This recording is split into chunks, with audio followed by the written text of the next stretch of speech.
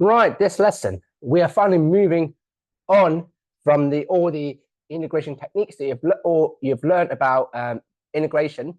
Now, before we start, can I ask you, do you remember what's the buzzword for integration skills? The ones that from R, okay, try to write as many things as you can with the buzzword, and then you can play the video after you wrote out everything about the buzzword. Yep, so we start from RTSP. Okay, R stands for reverse chain rule. Again, just a reminder, R stands for reverse chain rule. I went through this last lesson, so I'm going to use the previous slide for this. Reverse chain rule, okay, and then T means trig identities, S stands for substitution, and P stands for by parts. By parts is the one where you use the isolate rule when you see a product. Substitution is when you're told, okay, substitute U equal, and then when you do substitution, you also have to do dx by du, also find a new range to substitute into the integration range as well. Trig identities, sine 2a, cos 2a, 1 plus tan squared equals sec squared, and then 1 plus cot squared equals cosec squared. 1 plus cot squared equals cosec squared. And then on top of that, you also have the formula booklet to help you integrate a lot of weird trig identities like cot, cosec. You have seen it in the formula booklet. In a reverse chain rule, I leave it to the end to say, however, when it comes to integration, that's always your first protocol to always remember to use. So in reverse chain rule, you always consider higher power one. However, when it's a fraction, then we could also use another buzzword called LNP. Ln means ln denominator. You let y to be ln the denominator, and then you try to differentiate to verify. It's very important. And then n means negative power. Let's say 1 over x plus 2 squared. If you integrate this, you let y to be x plus 2 to the power minus 1. You consider negative power because differentiating with negative power will give you -1, give you -2. And p means partial fraction. When you see a copy of a fraction, or when you see a fraction with multiple factors in denominator, then chances are you're going to use partial fractions. The good thing about partial fraction is usually a question will ask you in part A to use partial fraction to help you break down the fraction first. Unless they want to be quite monstrous and give you a massive burger question, like a 10 mark, and then ask you integrate from the beginning, where they give you a hint. But that would be quite cruel, wouldn't it? But if we talk about burger, then it doesn't matter. 10 mark burger, give it out. Let's have a look. Okay, so in here today, we're going to look at finding area. So we know integration is about area anyway. So we have to be able to use expanded repertoire of integration skills to find the area under a great variety of curves. Example, the diagram shows a part of the curve y equals 9 over square root 4 plus 3x, where the region R is bounded by a curve, the x-axis and the lines x equals 0, x equals 4. The showing diagram use integration to find the area R. Question for you. What does an over 2 do in here? When you integrate, do we need to know the over 2? Not really, because if we find the area in here, we'll find the area. We just need the x value. So from 0 to 4. The over 2 has nothing to do with it. Sometimes a question could give you a coordinate in here and ask you to find the x value so you can find the other range, but that's a special case. So when you integrate 9 over square root 4 plus 3x dx.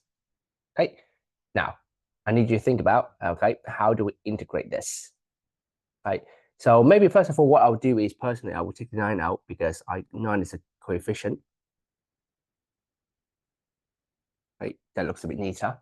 Now, when you pause the video, have a go to think about how to integrate first. Now, these practices are important because when you see in the exam, this is the question you're constantly asking yourself: how do you integrate this? Okay, what skill do I need to go through? So think about RTSP, LNP again, and then have a go. When you're ready, press play. Right, so this one is clearly a fraction, so LNP. You're not going to ln denominator in here because when you try ln denominator, you see a half in here. So the best thing to do is you let y to be use n negative power. You let y equals to 4 plus 3x to the power of a half, not negative, because with differential power of a half, you get negative half, which is what the question says. The dy by dx, you get a half times 4 plus 3x to the power of negative a half times differential inside. Don't forget chain rule. Okay, back to basics, differentiation times 3, which gives you 3 over 2 times 4 plus 3x to the power of negative a half. So you compare it with the question, okay, with the integration expression, is 1 compared to 3 over 2, so you have to divide that over. So that gives you, oops. So that gives you 9 times, okay, flip it over, 2/3 of the y function, 4 plus 3x to the power of a half, 0, 4. Right, right, so explain again. This is essentially, if you struggle to understand this, think about this, okay? Think about this one being 1 over, so 1 plus 4 plus 3x to the power of a half, which is same as 4 plus 3x to the power of negative a half. And then if you want to differentiate, if you want to integrate something with negative a half, you think you should consider power of a half because differentiate power of a half gives you negative, right? And then in here, the 2 over 3, you can put the 4 in, but the 2 over 3 does not do anything because it's a constant, so I can pull it outside. So 9 times 2 over 3 outside. In here, you got quite a bit of flexibility, what you want to do really. So 9 times 2 over 3 is 18 divided by 3, which is 6. Looks a bit nicer. Now substitute 4 in there. So 3 times 4 to the power of a half, subtract, put a bracket, 4 times 4 plus 3 times 0. So 4 plus 0 to the power of a half. And then if you put in a calculator, you should get just 12. Okay. Some people really want to put a unit in there because they like to measure everything by unit, alcohol, everything. So we can put square unit if you really want to. If you really want to put a unit in there, you can put a square unit, but that's not important. Okay, next one. Now notes, what about the area between two curves? Well, with area between two curves, we can do the curve on the top, subtract the curve underneath, okay, and then we integrate. So you can see the black curve is on top of the red curve. So when we find the area beneath the black curve, above the red curve, in between them, we can integrate from a to b of the f of x, because the one in black on the top minus the one underneath, the red one, g of x dx. Okay, so we can subtract them. So like this one here, the diagram shows part of the curve f of x equals sine 2x, which is the black curve, and g of x, which is sine x cos squared x, where x is between 0 and pi over 2. The region R is bounded by the two curves. Use integration to find the area of R. So in here we can do, we can do the black curve to take away the red curve. So here the area equals to, from 0 to pi over 2 of the black curve, which is sine 2x, subtract the red curve, the one underneath, sine x cos squared x dx. Okay, next, what can we do in here? Okay, so again, the question is, how do we integrate this? Now, integrate sine 2x, hopefully you do know how to integrate sine 2x using the sine cos clock. Okay, so this one, you can pause the video, you should have a go, you should be able to integrate everything from now on. Okay, you can pause the video, have a go at the question first. When you're ready for the answer, you can press play. That's a good thing about the, about video. So, sine 2x, hopefully you do know to integrate this. This will give you basically, to integrate sine, you get negative cos, will be negative cos 2x. But because of the 2x, you have to divide by 2, so it'll be a half. So negative a half cos 2x. Okay, now about sine x cos squared x. So RTSP. Think about the one of the higher power first. If I let y to be cos cubed x, actually that will work, because dy by dx, which is differentiate cos cubed x, differentiate cube first, which is 3 cos squared x, times differentiate cos x, which is sine x, or negative sine x, rather. Yeah, so sine cos, negative cos, that was differentiation. Differentiate cos will give you negative sine, yeah, that's right. That give you negative 3 sine x cos squared x. So, okay, so we can write next step. So we have integrated successfully. This will be negative a half cos 2x. Now, if I ignore the negative in front, I just put negative in here, then I can just deal with the 1 and the minus 3. I need to multiply by negative a third. So times negative a third, or if you prefer, it's a plus a third, because you're comparing minus 1 to minus 3. So anyway, I'll just say again what I've done in here. I ignore the negative in here, so negative is this, minus is here, right? And I compare 1 with minus 3, so I need to multiply by negative a third of the y function cos cubed x from 0 to pi over 2. Okay, what looks difficult actually might not be too difficult integration, but I know it's plethora of expressions that you have to remember how to integrate this. You know, there's no one rule fits all for integration, and I think that's why a lot of students do struggle with it. It comes with practice, and hence that's why I give you quite a lot of homework before in the previous chapters, because you need those fluency to embed these skills into your brain. Okay, just like when you see a burger, what do? You just go straight into eating it. Okay, without any thinking.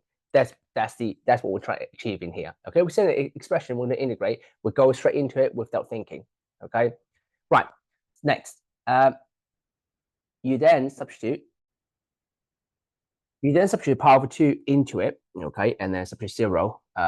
So, you know, allow me to skip the calculation, which is 2 over 3. I'm good, you know, I'm not going to show you how you can substitute power of 2, and make sure you mix a -1, mix a plus in here, put in a calculator, you should get 2 over 3.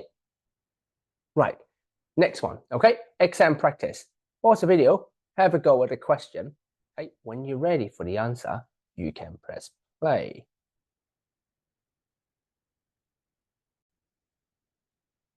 Here's the answer. The answer is 3.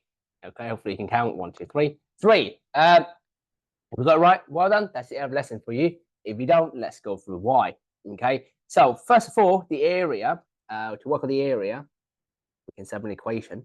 We will integrate from 0 to 2 of the y function, 1 plus 4x dx. Next, just like the previous one, you can take out a 3. That's what I'll do. The reason some students ask me, why do you keep taking out the coefficient? That's because when I want to do reverse chain rule, I'm always comparing with the coefficient 1. So whatever coefficient you got underneath in there, you just do the reciprocal or divide it over. So and then the coefficient in front just multiply it in, rather than comparing with the 3. You know, that makes things a little bit more complicated. So that's why when I can always pull out a coefficient, I always do that. In here, actually, what I'll also do is I'll also make it into a negative power, into 1 plus 4x to the power of negative a half dx. Next, reverse chain rule. So reverse chain rule, let's try that. So I'll let y to be 1 plus 4x to the power of a half.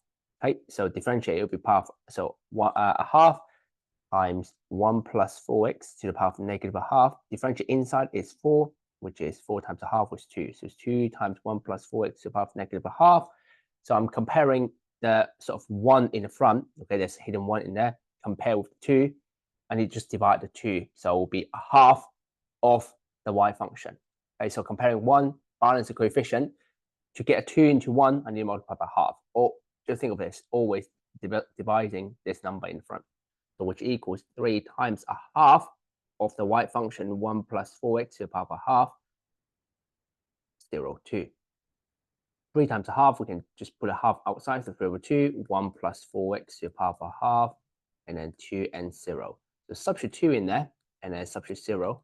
So if we substitute 2, 1 plus 4 times 2 is 8, which is 1 plus 8 to the power of a half, and then minus, now don't think this whole thing is 0, it's just 1 plus 0. So 1 plus 0 is just 1. So it's not, the whole thing is not 0. So 9 square root is 3, 3 minus 1 is 2, so 3 over 2 times 2, which is 3. And that's the answer. Okay,